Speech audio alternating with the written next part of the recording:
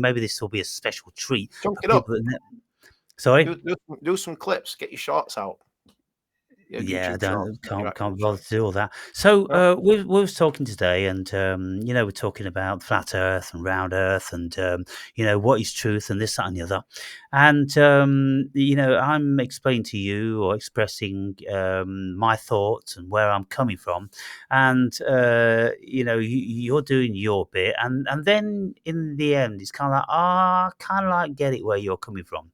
And so, what I wanted to, explain is that, and this is what I always used to say to Paul.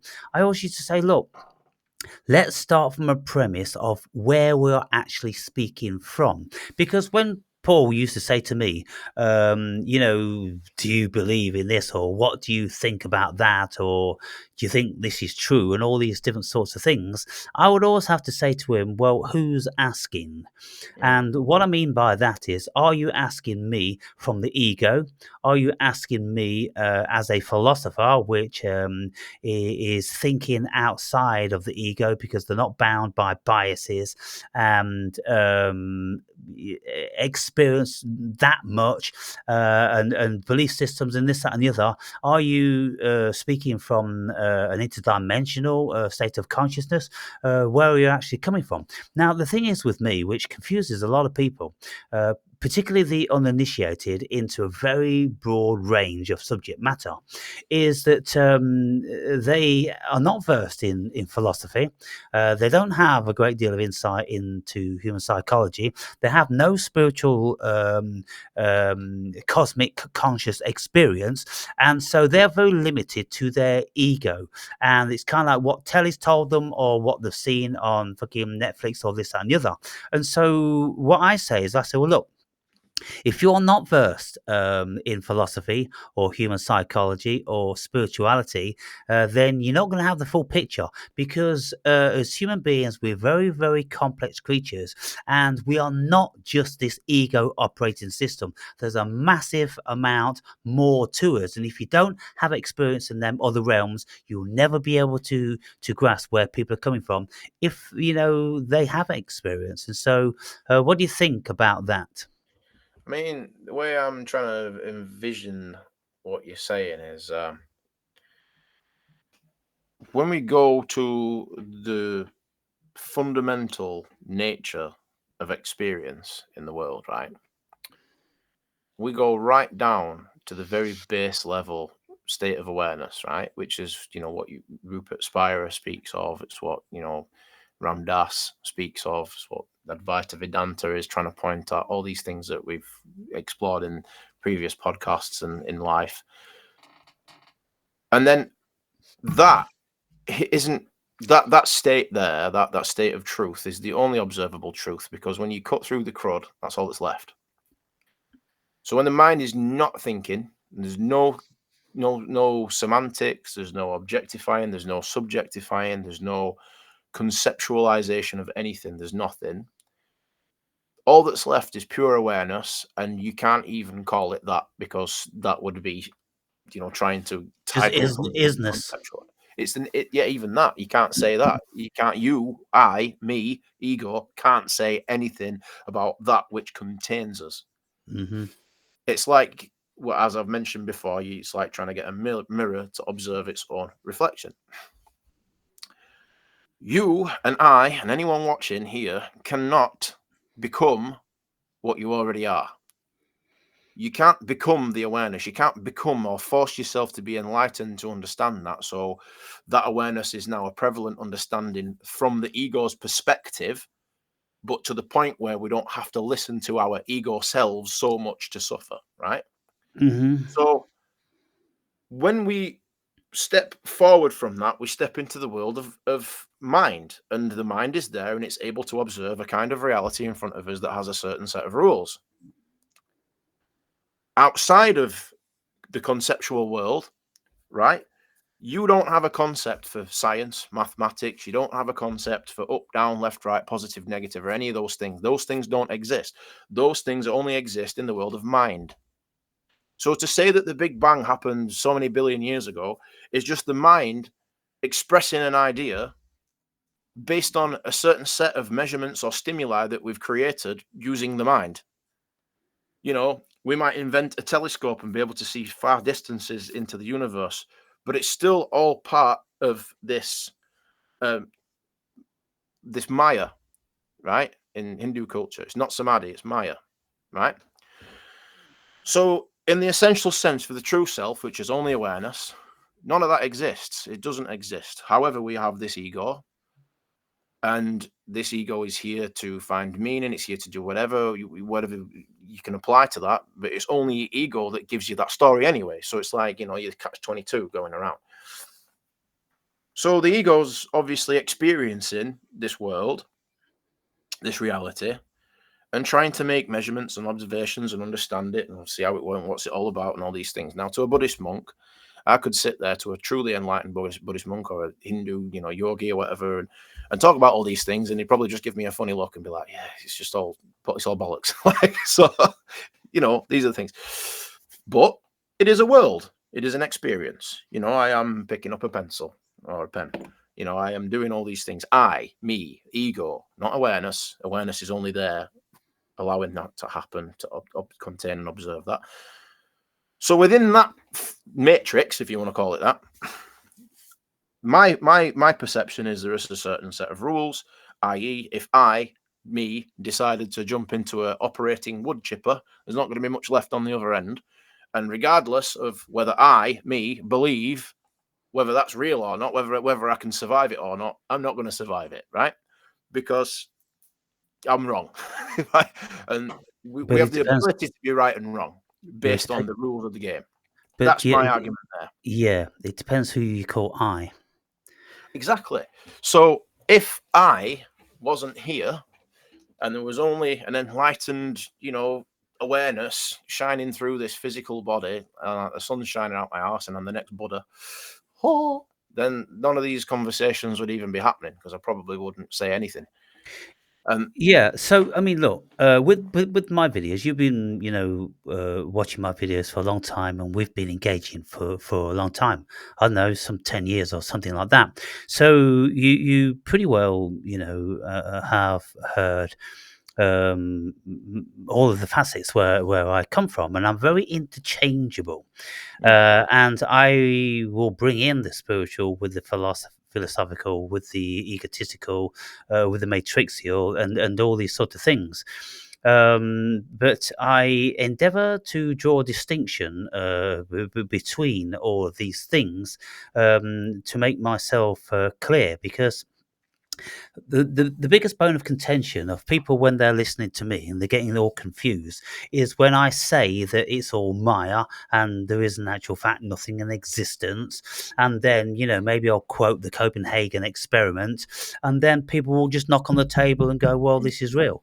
Well, with that. well, it is real for the ego because the ego believes it. Yeah, It's yeah. not So, real. so therefore, then, what we have to do, and I would think that Jordan Peterson really should be addressing this sort of thing, because I he's think you always coming briefly at touched on it once, but yeah. he's always coming at everything from the ego psychological perspective. Because he's a clinical psychologist, then that's it. He's in his egotistical world, and he's trying to solve the whole problems from the ego. And it's absolutely ridiculous. It's a Yeah. ridiculous, preposterous notion to think that he can do that. But the point is, what I'm saying is, Guy, he's talking to a lot of different people from all different strains of education. And so I would have thought that some people at some stage, the likes of Sam Harris and fucking Dalihanty and fucking Douglas Murray and all the rest of these, crowd that get together and sit on the stage and debate each other, when are they going to say, okay, there's many worlds of consciousness here. One is the psychoanalytical one. For psychiatrists or psychologists, they live or they are aware of a particular world which most people aren't aware of. They're only aware of the ego. They don't know anything about the self. They don't know anything about their projecting. They don't know anything about they're governed by their beliefs. and there's no free will and this, that, and the other. They are in the egotistical world. But if people are going to start to speak intellectually, then we have to start to draw distinctions about where we are speaking from and where we are heading towards. And so, therefore, then, if we're going to have a debate, we have to have a debate about the egotistical matrix. And then we can say, if I jump into, a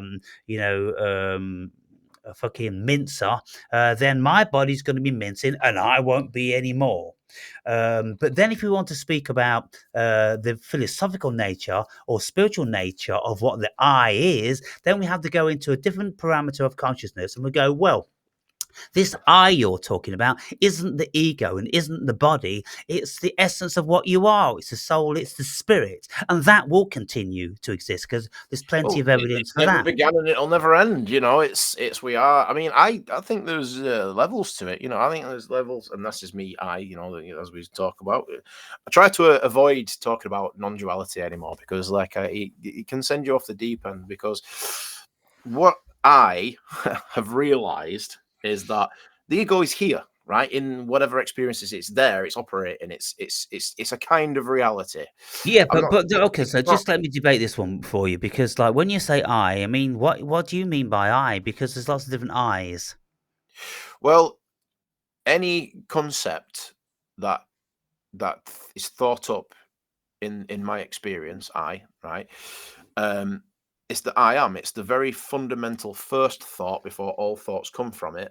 But that first thought isn't the true nature of self, because you can sink deeper than that and recognize that this is being held by something that's infinite and vast, that has no concept, no time, no nothing, which is awareness. So Yeah, imagine it like a big, the only way you could really imagine it, which is very, very difficult because you can't imagine it, but like it's a big open nothingness that doesn't even have any space or anything. It's just a pure nothingness. It's a pure, essential, just void of nothing. And then within that, there's a duality to that. And then that duality manifests itself as the I. So if I'm thinking I am, and this is me in my body in this space and all this yeah. stuff, Just let me stop you, because we need that's the to I. get things clarified. You said in this mass of nothingness there's a duality. So if there's a duality, then there has to be something. That's the paradox. Because So look, I sent you an hour's video tonight from Rupert Spira's one of his conversations, and he says there is only consciousness, and of course this is Eastern philosophy. And the only reason that I watched Rupert Spira is because he was addressing what I wanted to send you, because I don't have the time for him because he doesn't teach me anything, and I no, find him laborious. I have to put him on he don't times teach too. anyone anything. He tries to strip that back into the state of pure being, doesn't he? Yeah, That's the, so he says that there is nothing save for consciousness, and the consciousness is the I, and you have consciousness, so you're the I have consciousness, so I'm the I. but Um, is the one I as a multiple I? Because I can say that I am, but then there's yeah, something aware of that thought that's bigger than I am. yeah, but you're just a fractal. Cause look, let's just say if you're speaking as a grain of sand on the beach, are you a grain of sand or are you the beach? Um, Well, yeah, I mean, so I'd say you both, because the way I try and you can't conceptualize the non-conceptualizable, if that's even a word. This is the thing, we talk about these spiritual dimensions, or the ultimate spiritual dimension, which is the enlightened state. You can't conceptualize with it, because we can go around them, beat around the bush and say, you know, I this, I that, but like this, I think this is why people like, Sri Ramana Maharshi just never spoke, because it's yeah. the simplest way of expressing what that is. Well, And yeah, because there's only one real true expression, and that's not speaking at all. Because you're uh, just expressing the isness and the awareness, which is ultimate. it's But just what I a very nice way of saying that there is existence and it's eternal, and you spring up in that existence and you leave that existence. And if you don't believe you're anything, if you believe you're separate from that existence, then that means you have a beginning and an end, and that's a very sad story. But then, if you believe that you are the very thing that created your existence in the first place, and all you are is just God playing you for a little while, then it's not a sad story anymore because you're eternal. So you're essentially trying to kill yourself while you're still alive. And I was doing that for years, but I do think that the ego is a very, very cool thing to experience. And I'm happy with the fact that there's going to be a beginning and an end to this experience because I'm aware that there's much more than I am. But do I believe that's me? Well, it's not, because it wouldn't be my ego. Do I believe that allowed me to be? Yes. But I can't say what that is because I'm just an insignificant little pin, like compared to the vastness of everything. And this is the thing. These ancient philosophies, it's a little bit of a mind trick, right? Because what they try to teach people, and this is where my bone of contention is with this stuff, what they try to teach people is a kind of mental suicide. And for a lot of people, including myself, it can lead you down such a strange path that you can drive you mental, trying to figure out what this is, because you're essentially, your ego is like, how do I not exist so I can be at peace? Well, not without trying to, say anything negative, there's two ways you can do it. Way number one, you can do it. You could actually just end and unalive yourself, right? Or way number two is that you can just stop worrying about any bloody thought that comes along and recognize that everything's going to be all right because existence has just got you in the palm of its hand and it's fine whether you live or die. And And you that, for are me, existence. yeah, so you are existence, pretending to be Aaron, pretending to be me, and all these things. But we're attached to our stories, right? We don't want it to just be a beginning and an end. So what we have to do is we have to find meaning. The ego has to find meaning because it can't just be this bleak existence. Now, this is why I always say an atheist is basically trying to prove to themselves that God doesn't exist. It's this is I believe in God, but I don't, not in the way that people do.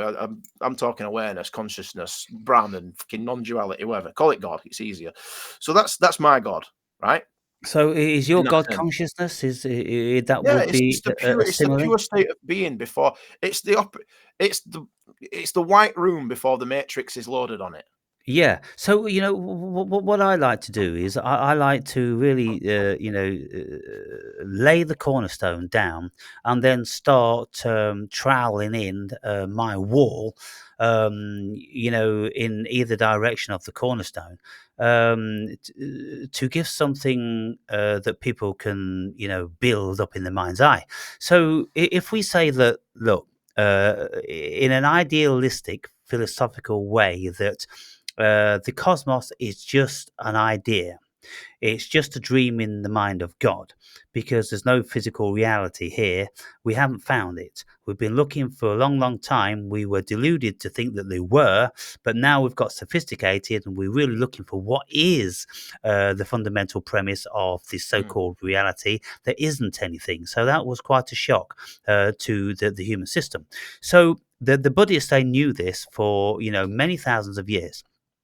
So they would say that, look, when they're in the deepest of meditation, then that's when they are, because they enter into the pool of consciousness. And mm, there is no body, there is no self, there's no nothing. There's no awareness of any existence other than awareness of awareness. And I've been in this deepest of awareness. And so I can speak about it from a perspective where I have actually experienced that. I've been at the root of what these spiritual people have said it is. And it was in one very, very deep and profound meditation, which would last for 3 hours. So within that, there was only an awareness, and it was absolutely aware. And it was just darkness, and there was these shining like electric strings, like string theory, right? And that's all what was going on. It was just flicking around like that in this shiny black that you hear people talk about. Now, if you looked at that, what I was seeing as like the string theory hypothesis. Now, these strings that give it all this are supposed to be trillions of times smaller than atoms, so they couldn't possibly be perceived by a human eye, but they could be perceived by awareness because they're in with their awareness, and they are what the fundamental premise of everything, because it's out of these yeah. strings that derive physical matter. Mm. Now, What happens is when consciousness observes itself, then it creates things. And if you listen to people like John Hagelin, who was like the CEO of Transcendental Meditation, he's a theoretical quantum physicist, no, a theoretical physicist, and he would say, look, the conscious field, the quantum field, it's conscious, and that's even what physicists say today. So there's a consciousness there. There is a isness, there's an awareness, and out of that comes everything. Like dreams, out of our dreams come avatars and worlds and things like that. Yeah. So what we do is we dream up the fiction of a world, and then we create an avatar, right? And this avatar is the spirit. The spirit breaks away from main consciousness, and it There's got enters. levels to it then. Sorry. So I think like the way I'm seeing it is that there's levels Yeah, to yeah. all of Let it. me finish off the levels. I'm just getting to the good bits. So if consciousness is spirit and it's conscious and it's kind of like a living entity, then it decides that it's going to create fun for itself, and so it separates itself into how many shards of spirit. And then it creates avatars in this so-called physical world. The spirit enters the avatar, and then a soul is created. Because the Mm. soul is the energy of the avatar, the living energy and the vitality and the force, coupled with the ego, the operating system. But if we just have an ego, an operating system, which gives rise to the soul, then there's something that's lacking because we don't have the connection to where we came from. So we need that spirit. So what they say is the spirit enters into the avatar, which then manifests as a soul. So that's why we have a soul. And then when the body dies and the energy dies of the body and the matrixual thing dies, then the spirit goes back to source. Are you happy with that so far? So yeah, because the way I explain this to people when they ask me, right? So the way I like to see it is, imagine a river, With and in that vortexes river, there's in it. yeah, well, there's 8 billion whirlpools, or for Yeah, whatever, well, that's right? it. Okay, so this one is a Bernardo Kastrup. Um, uh, what can you say? Idea. I mean, maybe it came before him, but Bernardo Kastrup, the modern day philosopher of idealism, he says, look, if you've got a river and you've got these little whirlpools in it, well, there isn't anything that's more in that river. There's just this energy spinning It's just round. the movement. You're just Yeah, a movement of which causes consciousness. a hole, due to the Mm. centrifugal force, and that eddy, that vortice will last a few seconds or minutes or whatever, and then it will lose its energy, and then it will slip back into the main body of the water, and the vortice is gone, and that's like our Mm. consciousness. Our consciousness comes And that on like a explains all vortex. these. That explains reincarnation in Buddhist culture, because Yes. there are Yeah. the cases where kids have remembered a certain portion, or if not all, a certain portion of a past life. So if that whirlpool's ending and whatever water was contained within it is now spread back into the river, and another little whirlpool sucks up some of that water, then there's your memories. So I think that the consciousness is like it's like a cloud, essentially, in a way, like where we exist, and not the akasha. It's everything. All existence is in that cloud, and due to my genetic makeup in this particular so-called reality, I'm transmitting and receiving the mind, the higher mind, through whatever means necessary. And then when I astral project, I cut off and sever the connection, and I'm back there again to a certain level. Now, I think there are levels to it, like we've said, but this whirlpool analogy is brilliant, because what it says is you can't take a whirlpool out of the river and call it a whirlpool. It's a movement of the river, right? And it increases in its energy and it sucks up more water because it wants more water. So you could say the ego is like the space. Sorry, the ego is like the thing that wants to keep building and making, keeps the velocity of the whirlpool going, Yeah. because it wants to gather things, it wants to learn things. But then the empty space on the inside is really all the whirlpool is. It's just the movement of the river. So there's nothing in the middle of it, but there's only consciousness moving things to create the experience that we're experiencing. So that's the way of doing it. Like, so enlightenment, like, is a lot of people, like, people that might be new to watching, just think They think it's a mystical thing, but that which seeks enlightenment is exactly the same as that which is already enlightened. And that's the thing. It's like all this spiritual practice, I are looking for something that is already there, but because it's so empty, we can't see it. So we think we have to go and chase after something because we're looking for a something, but it's not a something that we need. It's a nothing.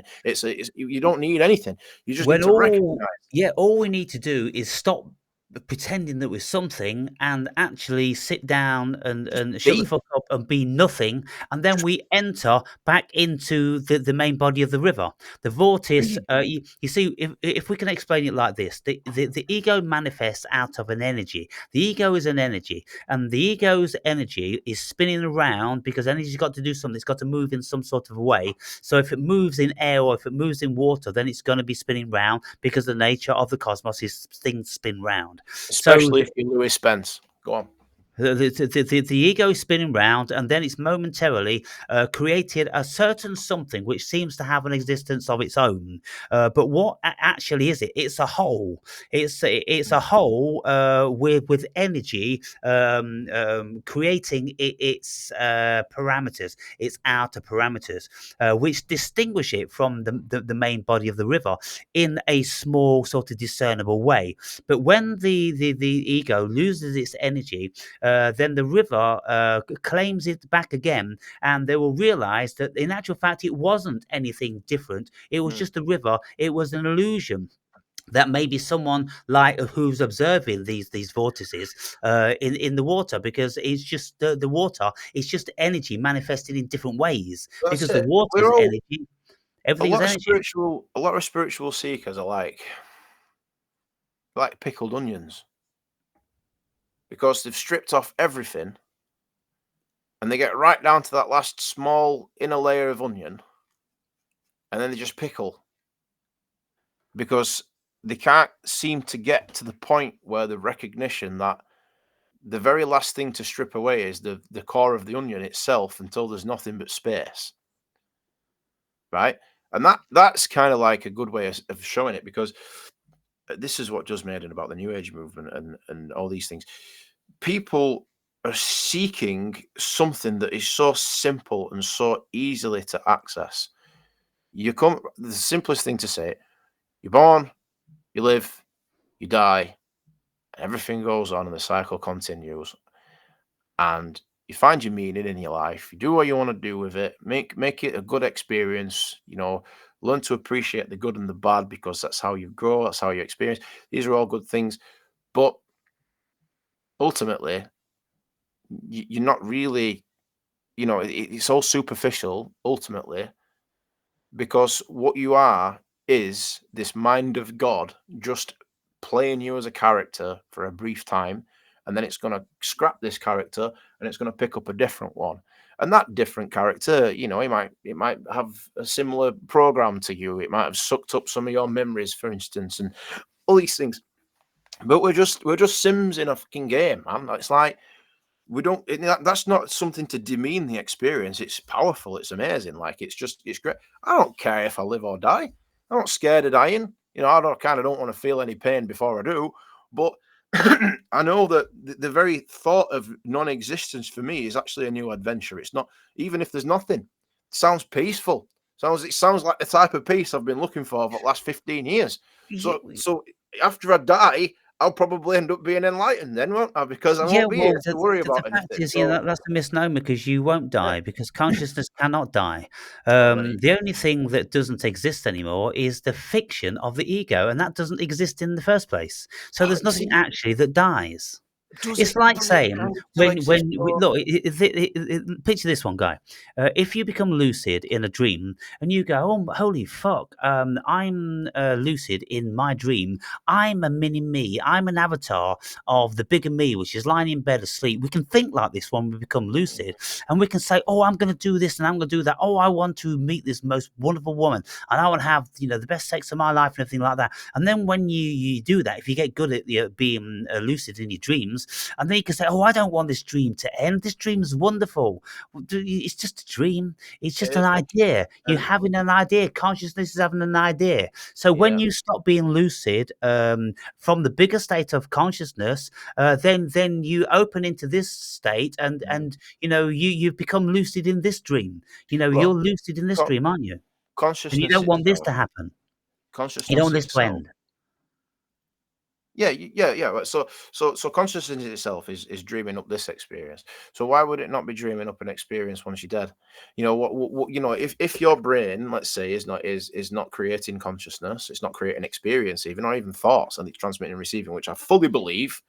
I've spoke to Anthony Peake actually on Facebook a few times about this.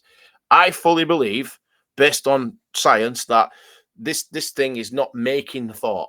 It's not making experience. These electrical signals can't do that. They're too slow. That causes a thing in brain science called the binding problem. And the only way to solve the binding problem is to accept that the brain is a transmitter and receiver of consciousness. So if I could chop your head off and then another one grew back in 14 days' time with the same genetic code, I genuinely think you'll have all your memories and experiences and everything you've got, because they're not there within you, they're there within the higher mind, right? In Yeah. consciousness, which is then contained by all this non-duality nonsense that we keep talking about. So I do think that there's a kind of afterlife to that. I do think that when you die, there's a kind of experience. So does some of the Buddhist cultures do. They see death as like a spiral. You've got to stay on the spiral, otherwise it might disperse too far back into the river. So a bodhisattva, for instance, is supposed to be able to, remember all of the past lives, because they've managed to master. In fact, even the life of a pharaoh was to master death, to keep the ego intact through the transition period into the next experience, right? So is it possible for your mind, once it's dead, this brain, sorry, once it's dead, for the mind to still be in existence, and rather than have it spread itself out, it's had such self-mastery and spiritual practice that it can keep itself together. And now some kid in India is not stealing 30% of my thoughts when Yep. they're born. And keep that together, keep on the spiral, and then get reborn in another body, and then come back and have another round, or Yes. transcend into something else. Who knows? Well, I mean, I just read a book recently, and it's called The Book of Spirits, and it's like I don't know, 300 pages long, and it's writings. Basically, it's questions and answers from people that were engaging with necromancy. Not really necromancy, because that's a misnomer. Speaking with the dead. Well, if the spirit continues, then they're not dead, so they're not speaking with the dead. So what this whole book was about, it's about questions and answers with people who were speaking with spirits and asking them about, who are they, what are they, how does it work? And they said basically that. They said, look, with all these reincarnations, when you go back to source, you retain all the memories of that. And so you are that, and you actually have a character, you have a personality. There are malevolent ones and there are benevolent ones. But then when you choose to enter back into a body, then you don't bring that with you, because No. that wouldn't work Why would you want to? You want to do yeah, it why all would you over want to? again? You know That's what I right. mean? So then, when the spirit then exits the body, because the body perishes in this dimension, and it goes back into spirit world, it can communicate actually with people in this, dimension. And look, all we need to do is look across the whole board of near-death experiences, supernatural, phenomenological experiences. There's a whole mass of it, and people have been writing about it forever and ever and ever. And so Mm. there is no end. I just believe, that this consciousness, which is continuing in many, many dimensions, like in the many worlds hypothesis. I'm speaking to you today from, Yeah. like, Sean Carroll's just written a book, but that's not his idea per se. He just put it into words for the punter. But when we've both astral traveled, we've both seen entities, whether we've been on psychedelics or not, and so there's something that's going on that we're both aware of, The and craziest thing I saw was when I was yeah, over in we can't Portugal. decry that, but just to wrap this one up, because we've gone Oh, over, and I respect sorry. your time. It's kind of like, yeah, when we want to debate or argue about something, we really have to just make it plain to whoever it is that's engaging with us where we're actually coming from, because otherwise it gets Mm. very, very cloudy.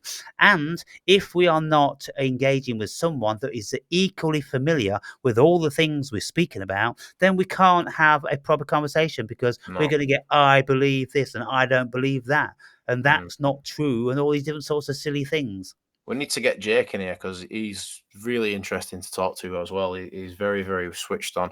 Um, but yeah, just to wrap it up then. So yeah, it's like you were just participating in the play, like you always said, you Passionately know. So participating in the play, yeah, yeah. passionately, passionate. I'm going to passionately participate in a ball of Yeah, pasta so, in a minute. you could ask, Jake, if you wanted to do a podcast with us, and, we could have some He does. sort I've of. already asked him, so he will. He'll do Oh, it. okay. Yeah, Yeah. well, we'll keep that in mind then. Okay, mate, so that's Yeah. great. So what I'll do is I think I might cut this, into 2, Mm. because, this one's been 36 minutes, and it'd be a video on its own. And, yeah, and so, It happens, guy. Yeah. Sweet. Well, thank you for your time, mate. I appreciate it. yeah, Have a you too. lovely evening. I know we had a bit of a debate earlier, and we'll probably have many more. So Well, yeah, there's so many things to talk about, and there's nothing new because we've been doing it for many, many years. yeah, but So, it's all new yeah, now. New things well, that we've been learning. So, well, well, at well, least yeah, I don't know. well, yeah, there's so many more things, and so when you read my book, you will see how I've worked out, Mm. what the soul is, what the spirit is, what the ego is, and is God dissimilar to consciousness, and is intuition the language of God? How we can communicate into other worlds? There's a whole bunch of shit in there, Mm. and I'm always recommending it to my viewers, but it's lots of people, they can't read, they physically can't read, and I know you have your issues with it as well. In this Um, day and age, it, it, it's a very, very difficult thing to do, to actually it, find the time. I've always found it easier as a kinesthetic learner, but yeah, I do read, I have to really be focused, and I think because your book is so far what I'm looking at is it's grabbing, so that's good. It's very well written, and easy to follow as well. For me, I don't know about some other people, but Yeah, if, so I'm you're looking familiar forward with to it. it, And I okay, mate. think what I'll do is I'll touch on a chapter and then we'll have a chat about it and Yeah, all that stuff and see how we that'll be get on. great. I look Right, forward to it. no worries, guys. Thanks everybody, and I'll see you later, mate. All right, guys, see you in a bit. Bye.